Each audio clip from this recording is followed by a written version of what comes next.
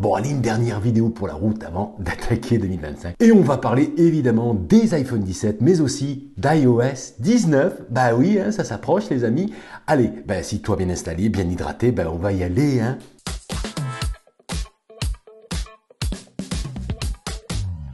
Salut à tous, c'est Giga Content, j'espère que vous allez bien, j'espère que tu vas bien. Si tu es nouveau sur la chaîne, bah sois le bienvenu. Bon allez, c'est une vidéo un peu bonus, un peu surprise, hein, puisqu'on est sur la fin de l'année. Et ben je devais pas faire cette vidéo, mais allez, j'ai envie de vous faire une dernière vidéo rumeur sur les iPhone 17, et les iPhone 17 Pro en particulier, mais aussi sur iOS 19, la prochaine mise à jour d'Apple du système d'exploitation, histoire que vous passiez l'année au frais, ou au chaud plutôt, hein, c'est mieux. Allez, c'est parti. On va parler un petit peu du design, a priori, des iPhone 17 Pro. Alors, à la mode actuellement, les amis, c'est le fameux bloc photo horizontal façon pixel qui serait à l'ordre du jour des nouveaux iPhone 17. Voilà le concept de Wissacom. Hein. C'est très joli, les amis, mais franchement, c'est peu probable. Hein. On n'y croit pas trop, hein, de mon côté, je trouve ça très joli, hein, certes, mais faut pas trop rêver, les amis. En tout cas, côté Giga, on n'y croit pas trop. Hein, voilà. Autre rumeur, c'est le bloc vertical façon Galaxy. Voilà, c'est-à-dire les trois blocs photos seraient sur la partie verticale, un peu comme en fait les modèles de Samsung Galaxy. Là aussi, j'y crois peu, j'y crois pas trop, hein, les amis. Du coup, ça sera plutôt un design, je pense, proche de ce qu'il existe aujourd'hui, c'est-à-dire autour d'un bloc photo, on va dire arrondi. En fait, les trois capteurs, on va dire autour d'un triangle, en gros. Ça devrait pas beaucoup changer, les amis. Il faut pas rêver, hein. Voilà. Peut-être pour 2026, qui sait, pour les iPhone 18. Là, ben, on en parlera peut-être en fin de vidéo des iPhone 18, parce qu'il y a quelques nouvelles rumeurs intéressantes à ce sujet. Mais on continue sur le design. Je lis mes petites notes. Alors, il y aurait aussi un changement de taille de la Dynamic Island, donc sur la façade avant.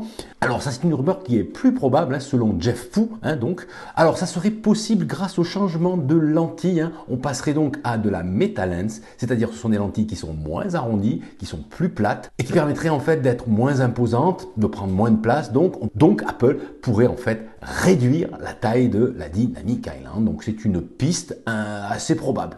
Quel est l'intérêt, vous allez me dire?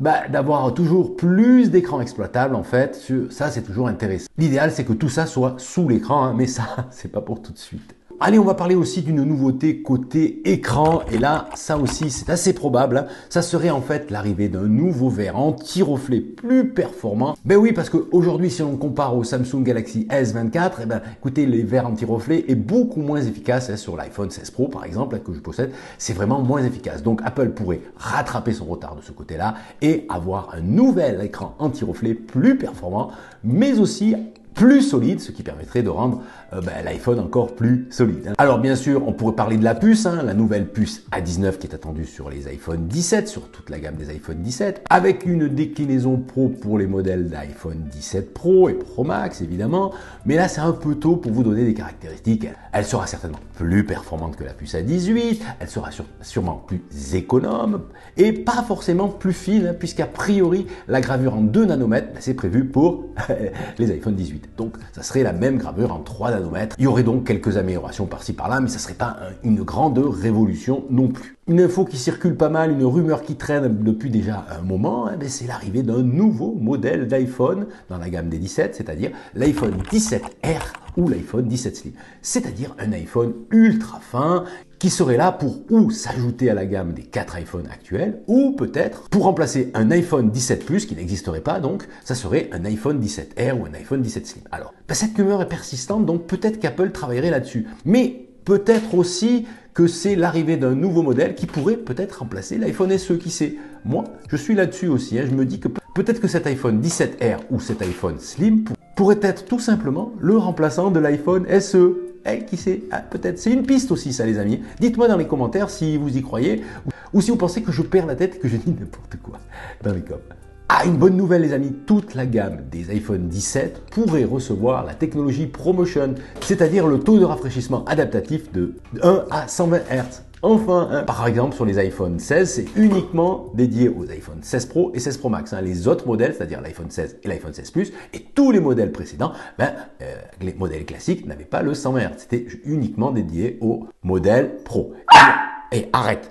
Ah, c'est ma chaîne Vega qui vient m'embêter. Bon, on va la prendre avec nous. Hein. Et Vega, dis bonjour. dit bonjour. Donc je disais, le ProMotion, ça serait la bonne nouvelle. Donc si vous achetez un iPhone 17 ou un iPhone 17 Plus ou un iPhone peut-être 17R, on aurait droit enfin à cette technologie 220 Hz qui est accessible sur un smartphone Android à partir de 300, 400 euros, bref, sur des modèles de milieu de gamme. Donc Apple avait beaucoup de retard sur ce sujet-là, hein, je trouve. Donc enfin, à partir des iPhone 17, le ProMotion, ça sera sur toute la gamme. Allez, avant de vous quitter et de vous laisser vous préparer pour votre réveillon, parlons d'iOS 19. Et oui, la mise à jour du système d'exploitation qui arrivera donc avec les iPhones. La bonne nouvelle, c'est que selon 9to5Mac et iPhone Soft, tous les iPhones actuellement compatibles avec iOS 18 le seraient aussi avec iOS 19. Ah, ça c'est une bonne nouvelle. Par exemple, si vous avez un iPhone XR ou XS, eh ben, il serait aussi compatible avec iOS 19. Attention les amis, toutes les fonctions, par exemple d'intelligence artificielle, Apple Intelligence, ne seront évidemment pas compatibles avec votre iPhone. Les gars, tu me laisses tranquille. Comme d'habitude, iOS 19 sera compatible avec tous ces iPhones-là, mais certaines fonctions ne seront disponibles que sur les tout derniers iPhones, c'est-à-dire l'iPhone 17, l'iPhone 16 et peut-être l'iPhone 15 Pro, par exemple. Notamment ce qui est lié à Apple Intelligence et qu'on attend toujours en France, c'est toujours pas arrivé. Oui, bon allez, on attend un peu, c'est a priori pour le printemps 2025, on va pouvoir le tester en français. Hein. Voilà, si vous voulez le tester en anglais, c'est possible, hein. Il y a des tutos sur internet, mais moi ce qui m'intéresse c'est la version française. Alors, quelles sont les grosses nouveautés sur iOS 19 aujourd'hui? On n'a pas énormément de fuites. Hein.